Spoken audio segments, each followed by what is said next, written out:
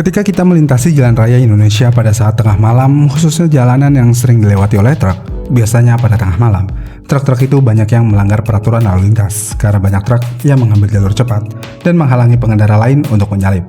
Apalagi kalau jalanan yang kita lewati itu adalah jalan tol yang memiliki jalur cukup panjang seperti Trans Jawa.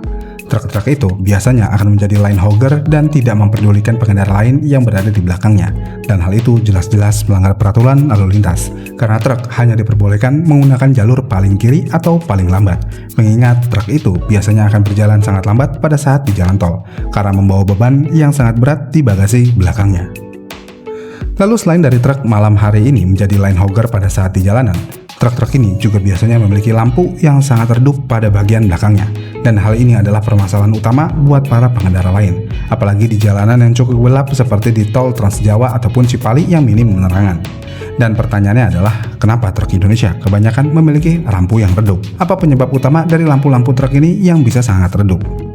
Jadi sebenarnya penyebab paling umum lampu-lampu truk itu sangat redup ada di sumber listrik kendaraan yang sudah melemah, yang mana ini bisa terjadi karena aki sudah tua, alternator yang sudah tidak bekerja optimal, ataupun kabel penghubung berkarat dan soket longgar. Dan semua ini bikin tegangan ke bohlam lampu menjadi turun, sehingga cahaya di truk itu menjadi sangat meredup. Lalu kemudian penyebab lainnya lampu-lampu di truk ini sangat redup ada di kualitas bohlam yang sangat murahan, karena bohlam ori pabrik punya spesifikasi tegangan atau lumen tertentu supaya membuat lampunya tetap memiliki penerangan yang sempurna. Tapi sayangnya banyak truk Indonesia yang memakai bohlam aftermarket murah atau bohlam LED yang dipasang asal-asalan tanpa penyesuaian balas ketika lampunya sudah mati atau putus, dan akibatnya output cahaya tidak optimal atau sebaran sinarnya jadi berubah. Selain itu, bohlam aftermarket murahan sudah pasti tidak memiliki voltase sesuai dengan standar truk tersebut, yang mengakibatkan walaupun bohlam itu sudah menyala, sinar yang dihasilkan bohlam itu sangatlah redup dan sulit terlihat dari jarak beberapa meter aja. Lalu kemudian truk yang memiliki penerangan redup ini biasanya memiliki reflektor dalam ataupun mika yang sudah sangat kotor, dan sebenarnya penerangan lampu itu sangat tergantung dari reflektor di dalam housing dan mika luar dari lampu tersebut. Karena kalau reflektor dalam sudah kusam atau mika sudah banyak tergores, sinar yang keluar menjadi terpecah sehingga lampu di truk itu khususnya di bagian belakang akan menjadi terlihat sangat redup. Dan lingkungan operasional truk seperti debu, batu kerikil, hujan, paparan sinar matahari juga akan mempercepat degradasi mika lampu. Tapi sayangnya hal ini sering diabaikan karena mereka berpikir lampu redup bagian belakang itu tidak terlalu penting, dan selama bohlam itu masih nyala, buat apa harus ganti-ganti mika atau reflektor yang baru? Lalu kemudian alasan lain kenapa truk ini memiliki lampu yang sangat redup khususnya di bagian belakang adalah budaya dan tekanan ekonomi dari si supir truk itu sendiri. Yang mana truk angkutan barang sering jalan terus dengan target muatan dan juga jam kerja yang panjang. Dan hal ini membuat perawatan rutin seperti ganti aki, cek alternator, poles mika tidak akan dilakukan selama truk itu masih bisa berjalan. Dan supir ataupun bengkel kecil sering menunda pergantian komponen tersebut demi efisiensi biaya ataupun efisiensi waktu karena truk harus digunakan kembali pada waktu dekat. Lalu kemudian yang terakhir penyebab truk ini memiliki lampu redup adalah karena umur dari truk itu yang memang sudah sangat tua. Karena beberapa truk tua memang keluar dari pabrik dengan sistem kelistrikan yang lebih pas-pasan dibandingkan kendaraan modern. Semua ini juga diperparah dengan umur truk yang sudah puluhan tahun dengan sistem kelistrikan original mungkin gak lagi mampu mendukung beban lampu modern atau lampu aftermarket. Bahkan saking sudah tuanya, terkadang truk tua yang menggunakan bohlam aftermarket pada bagian lampu rem belakangnya, lampu rem tidak akan menyala pada saat di pedal rem diinjak. Dan hal ini tentu aja bisa disebabkan karena di komponen kelistrikan truk yang sudah tua, komponen seperti alternator ataupun daya output ke lampu juga semakin akan menurun.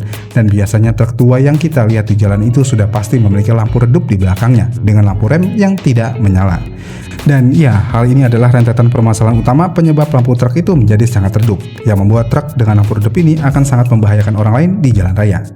Tapi emang seberapa bahaya lampu truk bagian belakang yang redup ini? Jawabannya tentu aja bahaya. Jadi lampu truk yang redup itu akan sulit dikenali dari jarak jauh, sehingga kendaraan di belakang yang sedang melakukan akselerasi bisa salah menilai jarak atau kecepatan dari truk tersebut.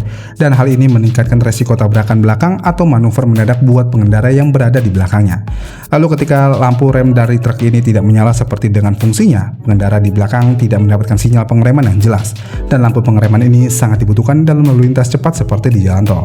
Karena dengan sinyal lampu yang kurang terang ataupun tidak berfungsi, hal ini tentu aja bisa memperkecil keselamatan dari pengendara lainnya pada saat berada di belakang truk. Dan kasus nyata lampu truk redup menyebabkan kecelakaan baru aja terjadi di beberapa minggu lalu. yang mana ada bus Juragan 99 yang mengalami kecelakaan di tol Cipali karena menabrak truk yang berada di depannya. Dan dari kasus ini, tim olah TKP menyelidiki tabrakan ini bisa terjadi karena truk yang ditabrak Juragan 99 ini memiliki lampu belakangnya yang sangat redup, dengan lampu rem yang tidak berfungsi pada saat truk melakukan pengereman. Hasilnya, kecelakaan dari bus Juragan 99 dan truk itu tidak bisa terhindarkan. Dengan contoh kejadian yang ada, truk dengan lampu redup ini sebenarnya sangatlah membahayakan pengendara lain, apalagi di jalan tol pada saat malam hari, yang sudah sangat rawan dengan ngantuk ataupun konsentrasi yang berkurang. Lalu dari contoh kasus kecelakaan yang diakibatkan dari lampu belakang truk yang redup ini, apakah di Indonesia tidak ada regulasi yang mengatur mengenai lampu belakang truk yang redup ini? Jawabannya tentu aja ada. Seperti Peraturan Menteri Perhubungan Nomor 47 Tahun 2023 tentang alat penerangan jalan ataupun kendaraan, yang mana di pasal itu menyebutkan kalau Kemenhub punya aturan teknis terkait alat penerangan kendaraan yang mengatur pemasangan, posisi dan fungsi lampu di jalan maupun di kendaraan seperti bus ataupun truk. Selain itu, SNI juga sudah mengatur lampu utama kendaraan dan reflektor standar pencahayaan supaya mendapatkan pencahayaan yang lebih intens di setiap produksian dalam negeri. Lalu kemudian peraturan lalu lintas dan registrasi kendaraan seperti uji KIR di Indonesia sudah memasukkan uji layak jalan untuk angkutan dengan mensyaratkan fungsi lampu depan ataupun belakang. Dan dalam praktik lapangannya, uji KIR ini seharusnya memeriksa alat penerangan pada kendaraan angkutan umum atau bermuatan besar untuk mendapatkan surat layak jalan untuk armadanya. Tapi, walaupun peraturan sudah ada dan diterapkan di Indonesia, sayangnya fakta di lapangan sangatlah sulit dikendalikan dan juga terpantau. Walaupun standar teknis seperti SNI dan pedoman Kemenhub membuat parameter teknis tentang pencahayaan lampu ini, namun di lapangannya, pengukuran intensitas di lapangan memerlukan alat seperti luxmeter dan prosedur yang konsisten.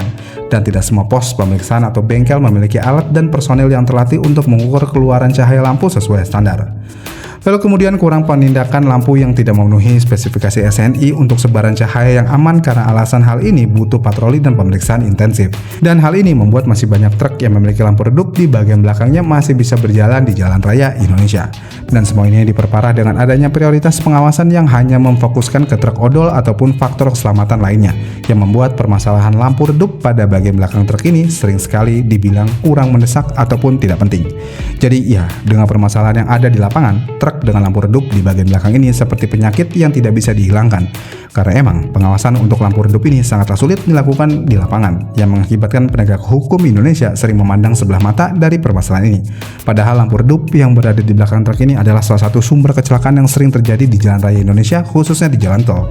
Karena dengan minimnya penerangan di malam hari, para pengendara yang berada di belakang truk lampu redup ini akan menjadi kesulitan untuk memprediksi kecepatan truk, atau bahkan truk yang memiliki lampu redup ini akan membuat pengendara di belakangnya kaget yang bisa mengakibatkan tabrakan ataupun manuver berbahaya ketika si pengemudi yang berada di belakang truk baru mengetahui ada truk di depan jalurnya dengan jarak yang sudah sangat dekat, karena lampu pencahayaan belakang truk itu tidak terlihat dari jarak jauh yang membuat si supir tidak sadar kalau ada truk di depannya.